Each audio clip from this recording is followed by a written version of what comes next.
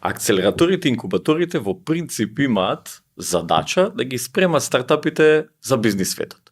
Тоа значи дека во бизнис инкубатор или акцелератор најчесто можеш да влезеш со основна идеја, јас имам идеја за бизнис, сакам да го правам ова и ова, ајде да видиме како може акцелераторот, односно некоја програма да ти помогне. Обично тоа се програми кои што се спакувани по теми.